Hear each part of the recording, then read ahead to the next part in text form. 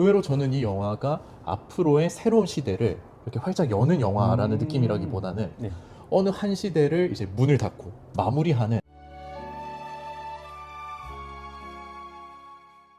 안녕하세요. 디자인 너머의 디자인을 읽어주는 채널 디자인 읽어주는 남자입니다. 오늘은 딜남의 친구들이란 코너인데요. 제 친구를 초대해서 영화 아바타 3를 읽어보는 시간을 가져보려고 합니다.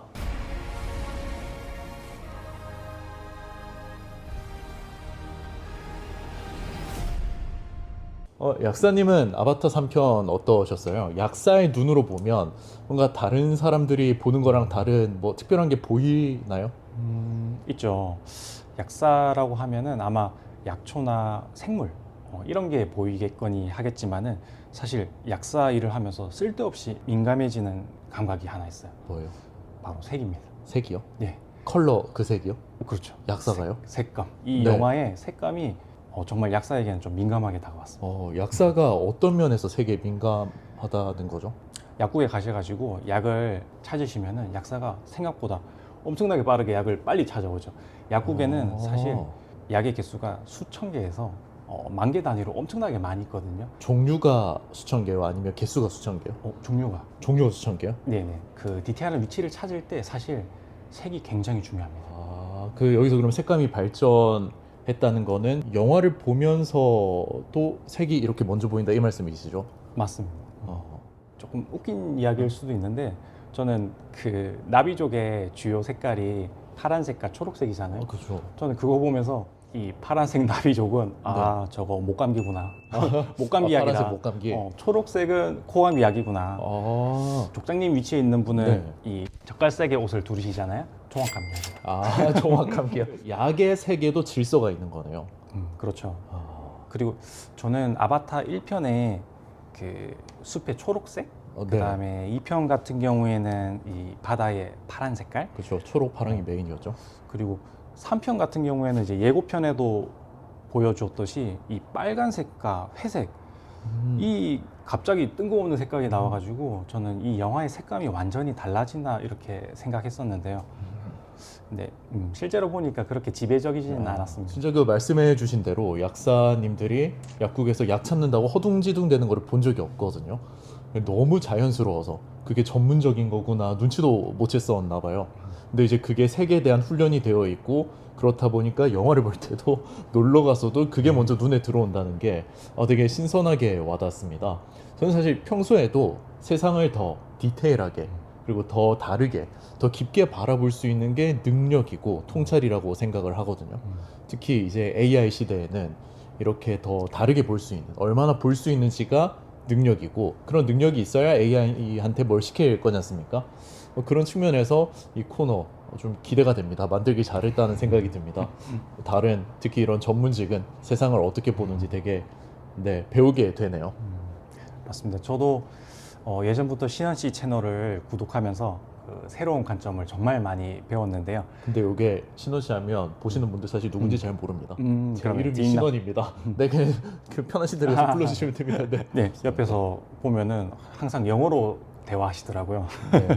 네. 저번에도 보니까 그 아바타 2편의 경우에는 그 폴리네시아 분하고 맞습니다. 네. 영화 얘기까지 나누시던데 참 부러웠습니다. 그 3편은 어떻다고 하시던가요? 그렇죠. 3편은 아직 얘기를 못 나눴는데요. 네.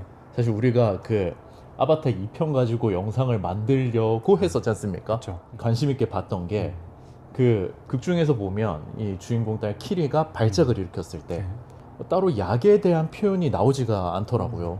우리가 아는 그런 일종의 영화상의 가장 전형적인 모습은 이렇게 약초를 빻아서 뭔가 입에 넣어주는 그런 걸 상상했는데 이런 식으로 공기를 불어 넣는 행위만 나오고 약에 대한 묘사가 없었거든요. 이 편에서. 실제로 그런 폴리네시아 전통에서는 우리가 약이라고 부를 만한 게 없었나요? 라고 여쭤보니까 너무 그냥 당연하다는 듯이 당연히 있었고 이 멀리 항해를 나가는데 배 위에서 건강과 이런 안전을 다루려면 당연히 그런 치료법들, 약들 당연히 발전을 했으나 이 영화 자체가 주는 메시지와는 어울리지 않아서 안 들어간 게 아닐까 이런 의견을 주시더라고요. 그래서 그런 디테일이 이러면서 영화를 보다가 3편에서 약사님도 느끼셨죠. 이 애 어머니들끼리 서로 어디 약초가 더 좋다 이러면서 막 부심을 부리시잖아요. 맞아요. 정말 저는 웃겼는데요. 예전에는 그랬을 것 같아요. 예, 지금은 네. 뭐 어디에만 있느냐 저기에만 있느냐 그런 게 없지만은 예전에는 뭐 예를 들면은 우리나라 이제 고려인삼이 굉장히 유명했잖아요. 그래서 그 지역에만 나는 약초 뭐 그런 게 있었을 것 같아요. 옛날에는 그런 지역에 따른 서로의 약초 부심도 있었을 것이다. 맞습니다. 근데 저는 이 영화를 보면서 느낀 게 사실 아바타 3 약사님 말씀해주신 것처럼 네. 기술적으로 엄청난 걸 보여줬는데 네. 의외로 저는 이 영화가 앞으로의 새로운 시대를 이렇게 활짝 여는 영화라는 느낌이라기보다는 네. 어느 한 시대를 이제 문을 닫고 마무리하는 그런 영화다라는 느낌이 있었어요. 왜냐면 이제는 그런 AI 시대에 지금과 같은 식으로 이렇게 돈이 많이 드는 뭐 이런 장면들 그 정말 압권이었지 않습니까?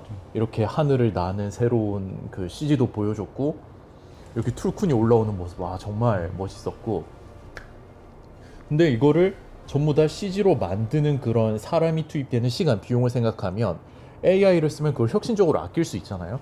그럼 세상 어느 투자자가 CG를 만들기 위해서 돈 쓰겠다라고 하는 감독한테 돈을 줄 것인가? 약간 이런 걱정이 들긴 하더라고요. 맞아요. 그래서 우리가 예전에 보면 그 CG 안 든 실사 촬영 영화들 있지 않습니까? 뭐 다크나이트라든가 아니면 그런 스타워즈의 오리지널 시리즈들 이런 것들 보면 어떻게 CG를 안 쓰고 이렇게 만들었지 하고 감탄을 했잖아요. 그렇죠. 이제는 곧 AI를 안 쓴 영화를 보면 와 어떻게 AI 안 쓰고 이런 거 만들었지 이런 생각 좀 할 것 같더라고요. 맞습니다. 근데 AI로 이제 흔히들 스스로 이미지를 만들어 보잖아요. 정말 그 실제 사진과 구분하기 어려울 정도로 잘 만드는데요. 근데 그래도 뭔가 디자이너 분이라면 더 느끼실 것 같은데 진짜와 이 AI로 만든 이미지는 뭔가 다른 것 같아요. 감흥이랄까? 아, 그렇죠. 정확하십니다. 저는 이 관점을 왜 AI로 만든 결과물은 실제로 CG로 만든 것보다 조금 감흥이 덜할까 이런 측면을 계속 생각을 해봤거든요. 그 측면에서 제가 영상에 채널에 올렸던 그 아반떼와 투싼 시리즈에서 감정 변화를 다뤘지 않습니까? 기억하시나요? 네. 근데 그 중에서 이제 중요한 게 감탄이라는 감정 변화는 나보다 뛰어난 지적 능력을 보면서 느끼는 감정이잖아요. 예를 들면 나는 생각 못한 창의적인 걸 해내거나 혹은 뭐 가수나 그런 예술 장인처럼 나는 못 만드는 거를 저 사람의 목이나 저 사람의 손은 해내는 그런 일종의 능력의 크기 같은 걸 보면서 느끼는 감각인데 아바타에서 우리가 감탄하는 그런 CG들이 우리는 만들 수 없는 되게 퀄리티 높은 결과물을 만들었기 때문에 감탄을 하지 않습니까? 근데 AI가 만들어낸 결과물은 그 AI에게 명령어를 넣은 사람의 지적 능력이라기보다는 그 AI 시스템이 가진 혹은 개발자가 만들어낸 지적 능력에 더 가깝기 때문에 그래서 우리가 AI가 만든 결과물을 볼 때면 굳이 막 디테일들까지 하나하나 보지는 않잖아요. 그냥 AI가 만들었구나 잘 만들었냐고 인상을 받고 끝나는 그런 게 아닌가 싶어요. 결과물이 아니라 그걸 만든 사람의 능력에 감탄하는 거네요. 아, 그쵸. 그래서 AI 시대의 영화가 어떻게 펼쳐질지 되게 신기하긴 해요. 그래서 그러면 이제 이 영화를 만드는 영화 밖의 기술에 대해서 얘기를 했으니까 영화 속의 기술에 대해서도 한번 얘기를 해보려고 하거든요. 이 영화상 그런 세계관 속의 기술에 대해서 좀 하실 말씀. 저는 이 영화 보면서 떠오르는 게 있었어요. 그 영화 설정상 RDA라는 단체는 그 미래 지구의 모든 기술을 다 쓰는 건 아니고 그 멀리 떨어져 있는 제한점 때문에 제한이 있지만 그래도 매 편 보면은 그 개선되고 발전된 새로운 기술과 뭐 장비들을 들고 나오거든요. 아, 그런 것 같아요. 1편에서 보면 그 나비족이랑 싸울 때 그 슈트 전체가 콕핏으로 다치는 거지 않습니까? 네네. 근데 2편에서 보면 완전히 그 사람이 노출돼 있고 하지만 훨씬 움직임이 재빠른 그런 슈트들도 나오더라고요. 그렇죠. 이게 바로 이제 지식이 쌓이고 개선되는 모습이라고 생각을 하고요. 근데 반면 나비족은 좀 아쉽습니다. 왜냐하면은 그 매 편 진행이 될 때마다 이제 지식이 축적돼서 발전하고 개선되기보다 새로운 부족을 만나서 원래 그 새로운 부족이 가지고 있었던 고유 기술을 그냥 소개한다, 전수받는다 그 정도에 그치는 것 같더라고요. 나비족은 기술에 발전이 없다. 네. 그래서 저는 여기서 이번 2025년 노벨 경제학상을 받으신 그 조엘 모키어의 이해 없는 기술이라는 개념이 떠올랐습니다. 이해 없는 기술이요. 이해가 없으면 만들 수 있나요? 그런 거죠. 이제 작동 원리를 완전히 이해하지 못한 이 경험적 지식 상태에서 사용만 한다면은 이제 개량이라든지 그 뒤에 혁신이 일어나긴 힘들다. 반대로 과학적 이해가 동반된 그 이해하는 기술이 되면 비로소 이제 발전과 혁신이 가능하다는 거예요. 그러니까 이 기술이라는 걸 다뤘을 때 우리가 그 내면의 원리나 기반이 되는 이론을 알고 다루면 발전을 하는데, 반면에 나비족은 그냥 경험적으로 쓰는 기술을 보고 흉내내는 이 정도 선이면 발전이 없다, 이 말씀이시죠? 맞습니다.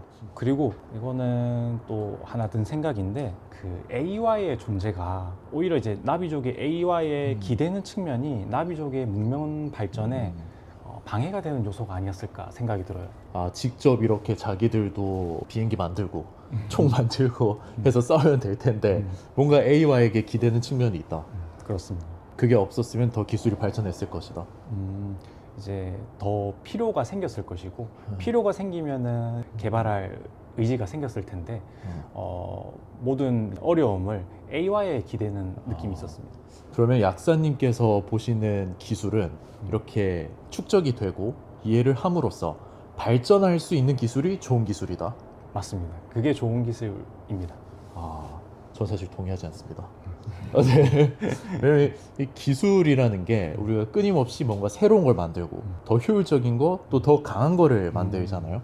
근데 건축가로서 바라보는 기술과 건축의 목적은 결국 더 행복함, 그리고 더 나은 삶을 만드는 거라고 생각을 하거든요. 근데 여기 영화에서 보면 나비족은 이미 행복하고 더할 나위 없는 삶을 살고 있습니다. 숲을 집으로 삼고 뭐 자기들끼리 음악도 있고 문화도 있고 또 패션을 다루는 기술도 상당히 훌륭합니다.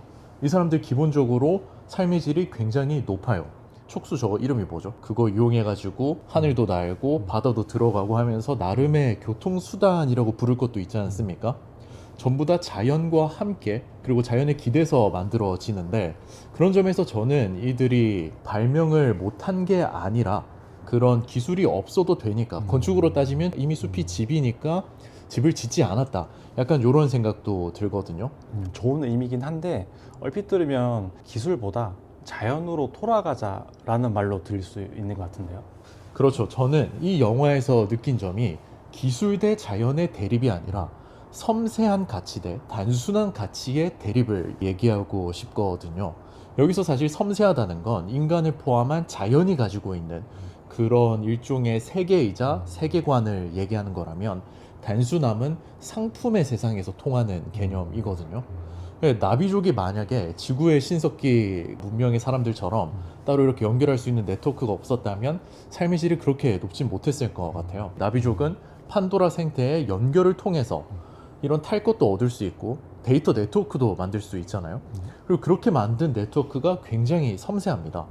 그런데 이 섬세한 네트워크라는 것이 우리의 도시 안에도 존재하거든요. 나비족 생태계의 최상위 개념이 AI와 네트워크라면 인간 생태의 최상위 개념은 저희 분야에선 도시라고 얘기를 하거든요. 그럼 도시에도 저런 나비족의 네트워크처럼 복잡하고 섬세한 관계들이 곳곳에 많지 않습니까? 뭐 건물과 건물 사이, 아니면 그런 장소에 대한 사람의 기억들. 그런데 개발 행위라는 것이 가진 상품의 논리는 저런 복잡하고 섬세한 것들을 사실 인정해주지 않아요. 그냥 밀어버리는 것에 더 강합니다. 그렇게 볼 수도 있네요. 역시 건축가 관점에서는 이제 나비족이 오히려 더 행복하다. 재밌습니다. 역시 디익남 채널을 보는 이유가 딱 여기서 나오는 것 같아요. 저희 컨텐츠를 디익남 채널이 아니라 새 채널에 좀 올릴까 생각을 했거든요. 제가 새 채널 몇 번 말씀을 드렸잖아요. 새 채널? 못 네. 들어봤는데? 네, 저희 이 채널은 자동차 얘기가 재밌으니까 자동차 얘기만 올리고, 제가 좋아하는 도시나 건축 얘기는 따로 채널 하나 더 만들까 이런 생각이 있었어요. 네, 이름도 정했습니다. 도시 디자인 읽어주는 라디오. 라디오? 네, 줄여서 도랏. 도라? 네, 도랏. 조금 이상하게 들릴 것 같은데요. 그렇죠. 네. 영화 속 자원에 대해서 어떻게 생각하시나요? 암리타? 보물이라고 표현하고 싶어요. 이제 제가 약에서 이제 가져왔는데